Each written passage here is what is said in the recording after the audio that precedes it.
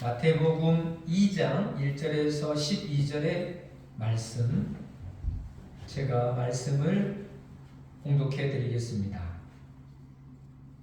헤로드 왕 때 예수께서 유대 베들레헴에서 나시매 동방으로부터 박사들이 예루살렘에 이르러 말하되 유대인의 왕으로 나시니가 어디에 계시냐? 우리가 동방에서 그의 벼를 보고 그에게 경배하러 왔노라 하니 헤롯 왕과 온 예루살렘이 듣고 소동한지라. 왕이 모든 대제사장과 백성의 서기관들을 모아 그리스도가 어디서 나겠느냐 물으니 이르되 유대 베들레헴이오니 이는 선지자로 이렇게 기록된 바 또 유대 땅 베들레헴아 너는 유대 고을 중에서 가장 작지 아니하도다. 내게 산 다스린 자가 나와서 내 백성 이스라엘 목자가 되리라 하였음이니이다. 이에 헤롯이 가만히 박사들을 불러 별이 나타난 때를 자세히 묻고 베들레헴으로 보내며 이르되 가서 아기에 대하여 자세히 알아보고 찾거든 내게 고하여 나도 가서 그에게 경배하게 하라. 박사들이 왕의 말을 듣고 갈새 동방에서 보던 그 별이 문득 앞서 인도하여 가다가 아기 있는 곳 위에 머물러 서 있는지라. 그들이 별을 보고 매우 크게 기뻐하더라. 집에 들어가 아기와 그의 어머니 마리아가 함께 있는 것을 보고 엎드려 아기께 경배하고 보배합을 열어 황금과 유향과 몰락을 예물로 드리니라. 그들은 꿈에 헤롯에게로 돌아가지 말라 지시하심을 받고 다른 길로 고국에 돌아가니라. 아멘. 스페인에 가면 산티아고 순례길이라고 하는 그런 길이 있습니다. 전 세계 사람들에게 유명한 길인데요. 장장 800km에 이르는 이 길은 단순히 걷는 여행의 길이 아니고 야고보의 무덤이 있는 곳까지 걸어가는 순례의 길이라고 말하고 있습니다. 이 길을 길게는 40일, 짧게는 일주일 만에 걸어가면서 사람들이 어떻게 이 길을 걸어가는가 봤더니 생각을 많이 하고 말을 적게 하고 그리고 자신의 인생을 돌아보면서 정리하지 못했던 것들을 정리하는 시간을 갖는다고 합니다. 또한 용서하지 못했던 사람들을 용서하게 되고 잃어버린 자신을 되찾는 그러한 신앙의 여정들을 걸어가는 시간을 맞이하게 됩니다. 단순히 길을 걷는 것이 아니고 내 믿음을 점검하고 또 신앙을 돌아보는 그런 믿음을 깊게 해주는 그런 길이 바로 이 산티아고 순례길이라고 말할 수 있습니다.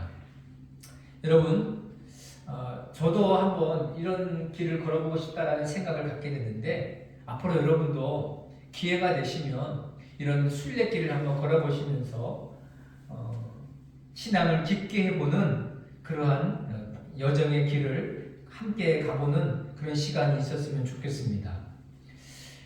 누군가가 이런 말을 했습니다. 인생은 여행이다 라는 말을 했습니다. 인생이 여행처럼 참 행복하다, 좋다라는 그런 표현도 되겠지만 우리의 삶의 모든 과정이 여행하는 코스와 같이 하나하나 과정의 길을 걸어간다라고도 그런 의미가 이 안에 담겨 있습니다. 우리가 흔히 이 성탄절이 되면 또 성탄절을 앞두고 오늘 본문에 이 동방박사들의 이 말씀을 여러분들이 많이 들어보셨을 것입니다. 또 아마 오늘 본문에 읽어서 어떠한 말씀을 전할지도 잘 알게 되실 거예요.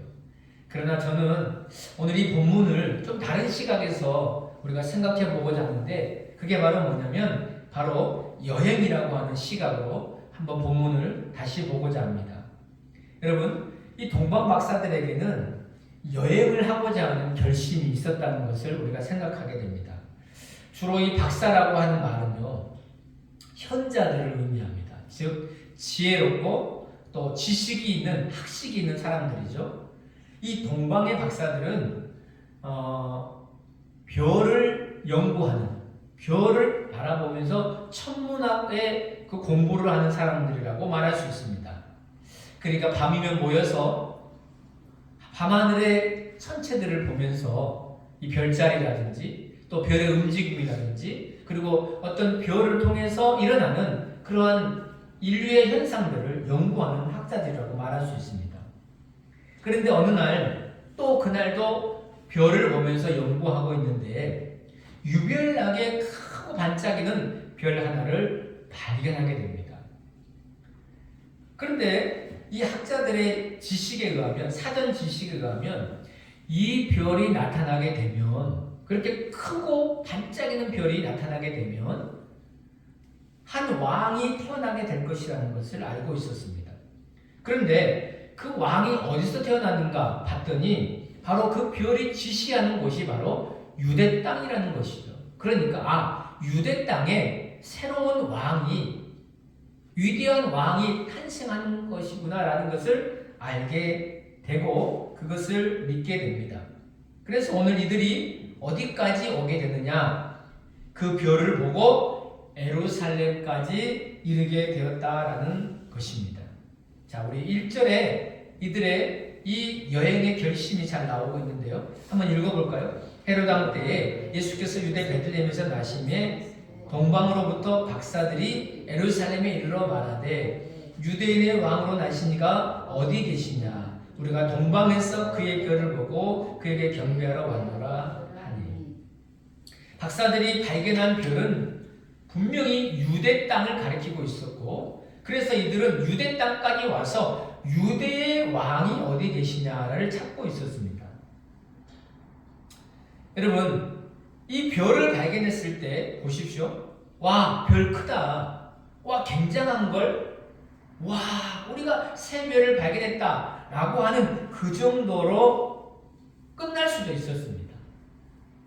어떤 별을 발견하는 것으로만, 연구하는 것으로만 끝날 수 있었어요. 그런데 그들은 여기서 끝나지 아니하고 그 별을 찾아서, 그 별이 의미하는 그 의미를 찾아서 유대 땅까지 여행을 하기로 결심하고 그 길을 떠나서 왔다라는 겁니다.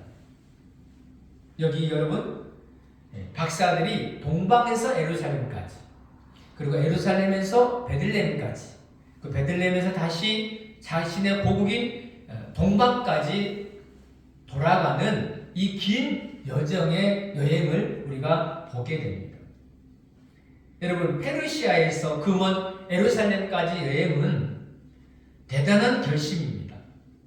대단한 결심이라고 할 수 있습니다. 왜냐하면 지금처럼 교통이 편리하거나 또 길이 잘 닦여 있거나 아주 편안하게 여행할 수 있는 그런 환경이 안 됩니다.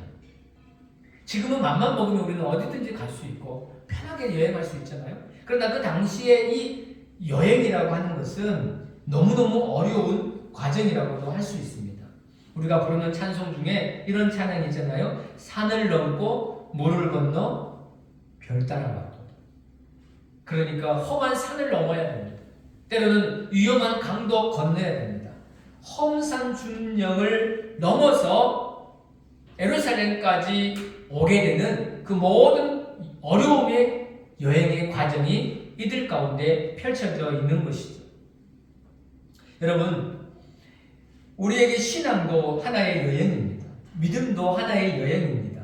여러분이 예수를 믿는 것은 하나의 신앙의 여정, 여행을 시작했다라고 말할 수 있어요. 내가 예수를 믿고 예수를 따라가고 예수님을 내가 의지하고 살아간다는 거, 이것이 바로 순례자의 길을 떠나는 하나의 여행의 결심입니다. 내가 예수님 믿을 거야, 예수님 따라갈 거야. 그런데 어떤 분들은 이런 결심이 하고 잘 가시는 분도 있지만 어떤 분들은 여행이 힘들다고 그만 여행길에서 이탈하여 그 순례의 길을 마무리까지 잘 짓지 못하는 그런 분들도 있다는 것을 보게 됩니다. 왜냐하면 이 여행의 길에는 수많은 변수들이 있어요. 어려움도 만나고 난관이 있기 때문에 그만 이 순례 여행의 길에서 낙오하고 그만 돌아갈 수 있는, 그냥 다른 곁길로 나갈 수 있는 길들도 얼마든지 있다는 것을 생각해야 됩니다. 여러분, 존 버닌이 지은 철로 역정에 보면 크리스찬이 멸망의 성을 떠나서 천성을 향해 순례의 길을 떠나는 가운데 그가 가다가 첫 번째로 만나는 어려움이 뭐였냐라면 바로 진흙탕의 늪에 빠지는 것이었습니다. 그를 따라서 함께 가겠다고 하는 또 다른 사람도 이 진흙탕의 늪에 둘 다 빠지게 됩니다. 허우적거릴수록 몸부림칠수록 더 깊이 빠지게 됩니다. 얼마나 어려울까요? 얼마나 무서울까요? 그런데 이 진흙탕의 늪이 뭐였냐면 바로 낙담의 늪이라고 가르쳐줍니다. 너무너무 낙심되는 거예요. 너무너무 힘든 거예요. 내가 이렇게 가다가는 죽겠다라는 생각을 갖는 거예요. 그래서 차라리 돌아가겠다. 여러분, 이 사람들 다 건짐을 받았는데 크리스찬을 따라왔던 그 다른 사람은 나 이제 더 이상 못 가겠다. 아마 이 길을 가다가는 더 큰 어려움을 만날 수 있겠다라고 생각하고 자기의 본 집으로 돌아가 버립니다. 순례의 길에서 이탈합니다. 그러나 크리스찬은 계속해서 그 순례의 길, 어려운 그 길을 끊임없이 나아가는 모습을 우리가 보게 됩니다. 왜 그럴까요? 여러분, 이 순례의 길이라는 것은 결코 만만한 길이 아닙니다. 대단한 결심, 믿음의 대단한 결심을 하지 않고는 우리가 이 믿음의 길, 순례의 길을 제대로 나아갈 수 없다는 것을 우리가 생각해야 됩니다. 그래서 이 동방 박사들도 어떠한 어려움이 인생에 우리가 예루살렘까지 가는 길이 있다 할지라도 우리는 그 길에서 이탈하지 않겠다고 하는 그 결심으로 나아가게 되었습니다. 이 박사들은요, 단순히 여행을 하는 것이 아닙니다. 야, 산 좋고 물 좋네, 맛집 찾아다니면서 그렇게 한가한 여행은 아니었습니다. 유대의 왕으로 나신 분을 우리가 뵙고 그분을 위하여 가서 경배하겠다고 하는 두 번째 여행의 분명한 목적도 있었습니다. 여행의 결심도 있었지만 여기에서는 여행의 분명한 목적, 왜 이 여행을 하느냐, 왜 이 여행을 해야만 하느냐라고 하는 그 분명한 목적은 바로 유대의 왕으로 나신 분을 경배하는 데 있었습니다. 여러분, 지금 내가 가고 있는 이 순례의 길, 왜 가는 것입니까? 우리가 왜 믿음 생활을 하는 것이죠? 우리가 왜 예수님을 믿는 것입니까? 왜 이 좁은 신앙의 길을 가야 합니까? 인생의 큰 그림을 우리가 그린다면 우리의 인생의 중요한 삶의 목적 중에 하나가 뭐냐면 하나님을 예배하는 겁니다. 예배하는 삶. 우리의 전체 인생의 가장 중요한 핵심, 그게 바로 하나님을 경배하는 삶입니다. 이 동방 박사들이 이 순례의 길에서 낙오하지 않고 지쳐도 지치지 않는 이유 한 가지, 그게 뭐냐? 우리는 왕이신 그 아기 그분께 경배하겠다고 하는 그 분명한 목적이 있었다라는 것입니다.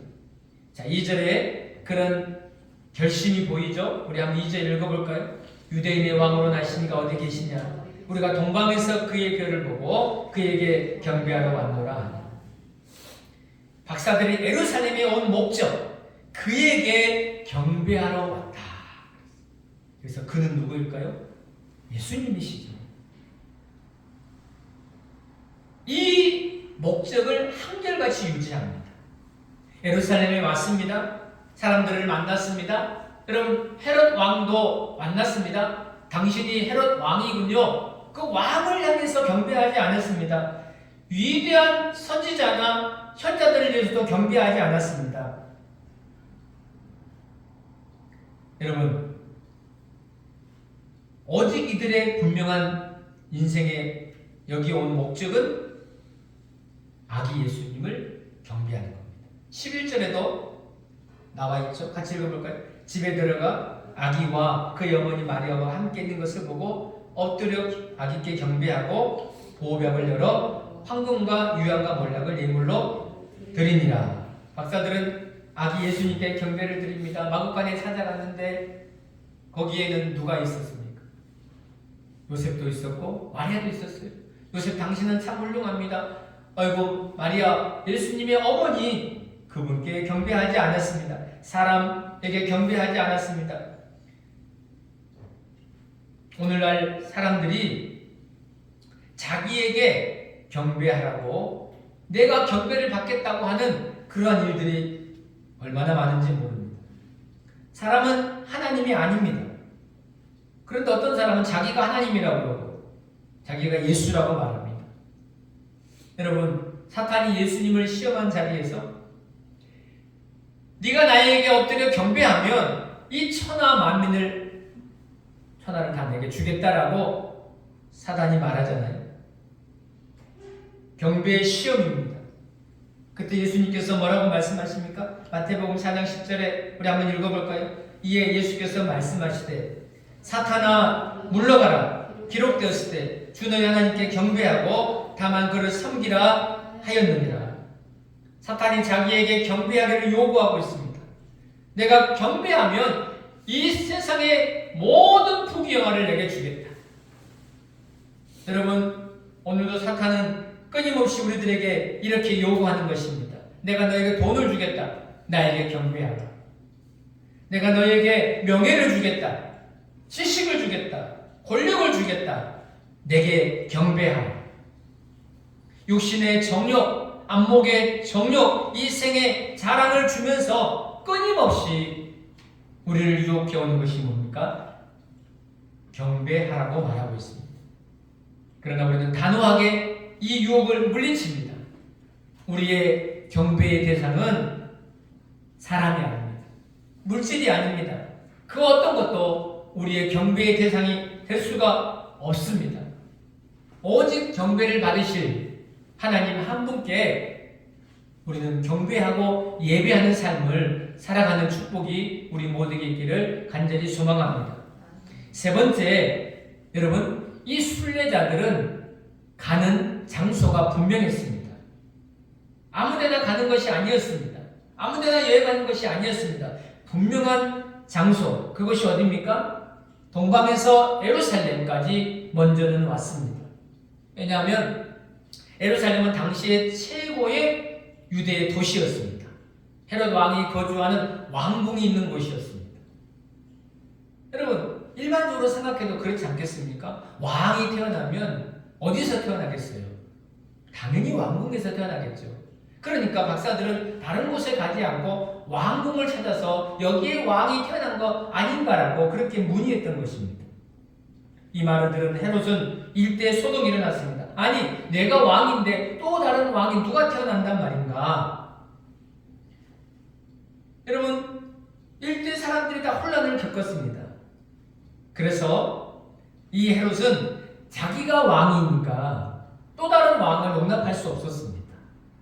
그래서 음모를 꾸미죠. 아기가 태어나는 곳을 알아보고 그 아이를 죽이고자 했던 것입니다. 그러고는 이 박사들을 베들레헴이라는 곳으로 보내고 그 아이를 찾으면 나에게도 알려주어서 내가 가서 경배하도록 하라라고 그렇게 지시해 줍니다. 자, 이제 이 박사들의 최종적인 여행의 목적, 장소, 그곳이 바로 베들레헴이었습니다. 예루살렘에서 베들레헴까지 내려갑니다. 여러분, 이 베들레헴이라고 하는 이 지명의 뜻은요, 떡집입니다. 베들레헴은 초라하고 아주 작은 마을입니다. 그런데 오래전 선지자가 이 베들레헴에서 유대의 왕으로 태어나실 예수님을 예언해 주었습니다. 자, 오늘 본문 5절, 6절 같이 한번 읽어보실까요? 이르되 유대 베들레헴이오니 이는 선지자로 이렇게 기록된 바 또 유대 땅 베들레헴아 너는 유대 고을 중에서 가장 작지 아니하도다. 내게서 한 다스린 자가 나와서 내 백성 이스라엘 목자가 되리라 하였습니다.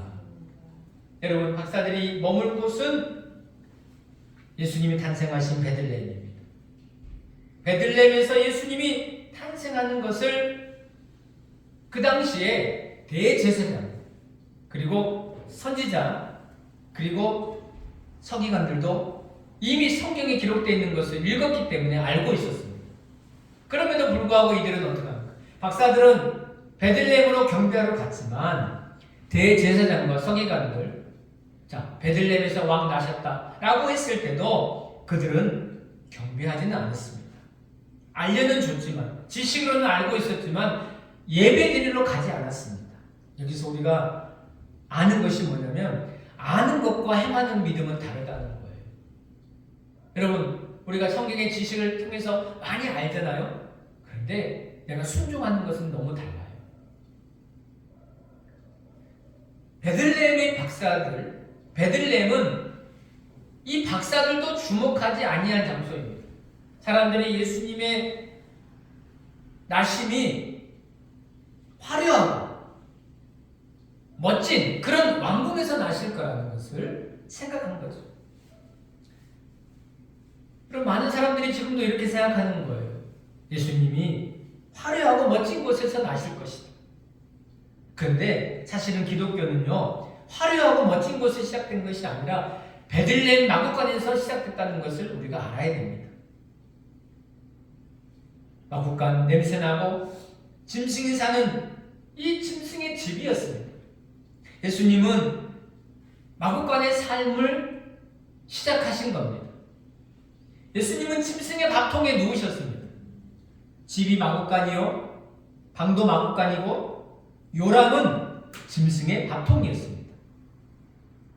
여기에 계신 분이나 세상에 누구도 아무리 가난하고 아무리 어려워도 마구간에 태어난 사람은 없고 구유에 누워서 엄마가 뉘어놓은 자녀는 없습니다.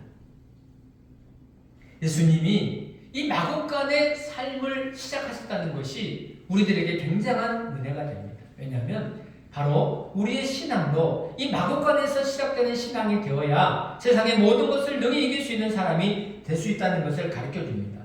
여러분, 예수님은 가장 낮은 데로 임하셨다는 거예요. 우리는 높은 데로 가려고 하잖아요.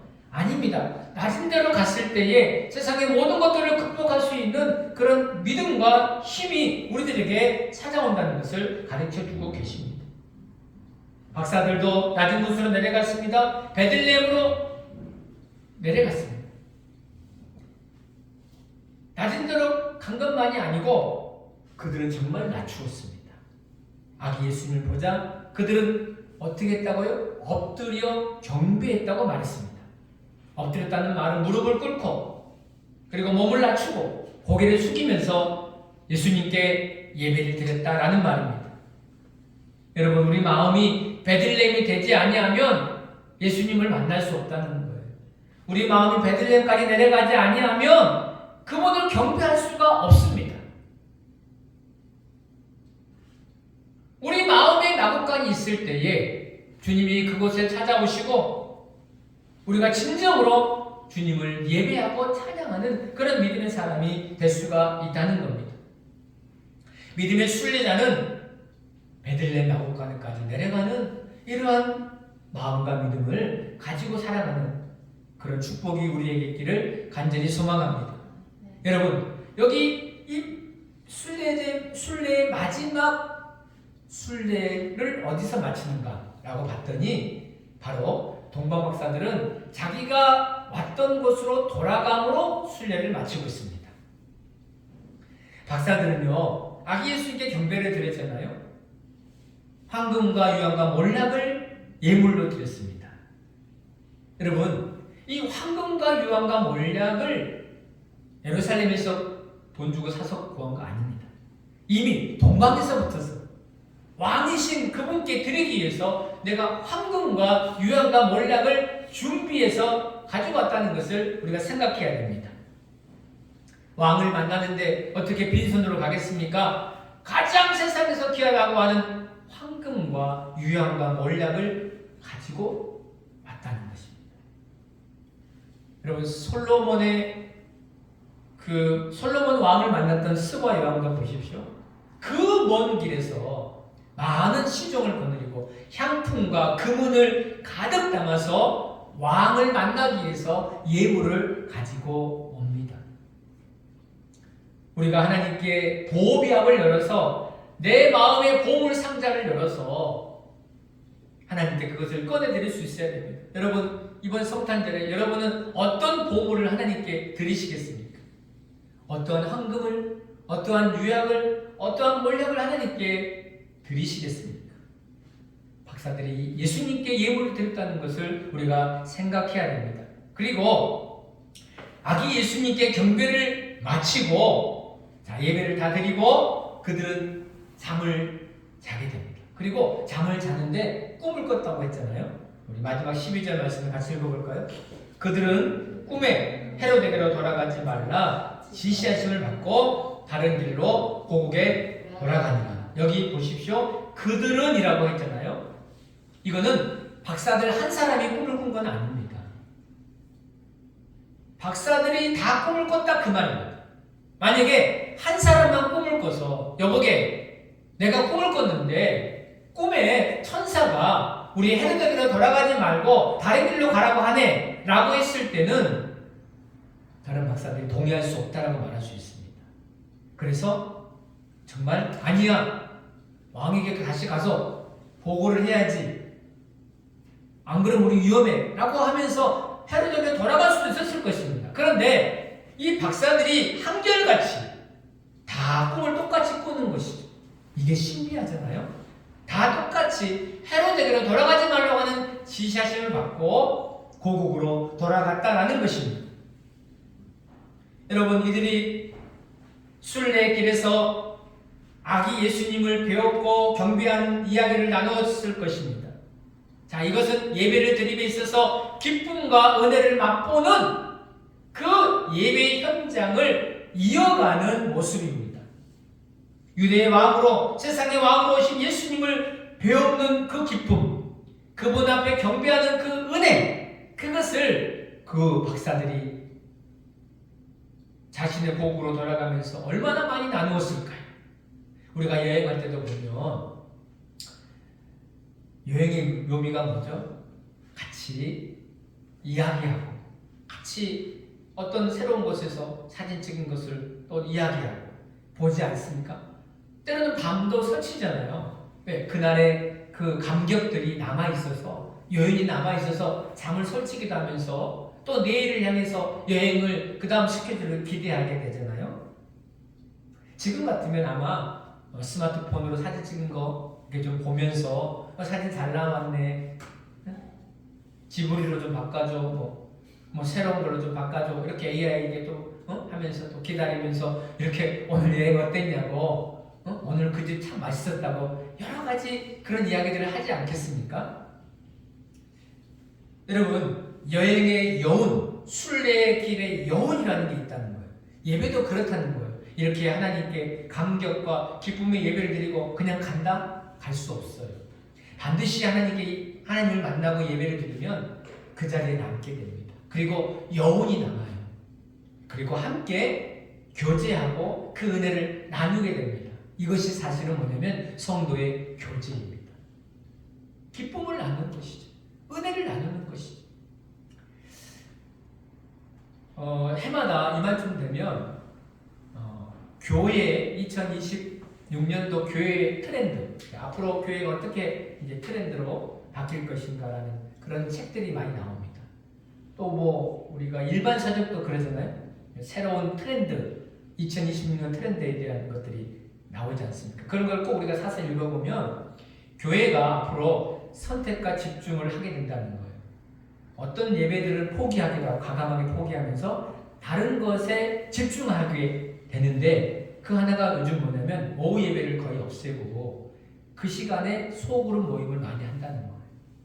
주중에 잘 못 모이니까 아예 교회 왔을 때 셀 모임도 하고 아니면 성경 공부도 하면서 그 시간에 성도의 교제와 은혜를 함께 나누는 시간으로 교회들이 집중하게 된다는 것을 보면서 여러분, 우리가 예배의 기쁨과 감격을 나누는 이 성도의 교제가 얼마나 중요하다는 것을 알게 됩니다. 이것이 진정으로 예배를 드리는 것입니다.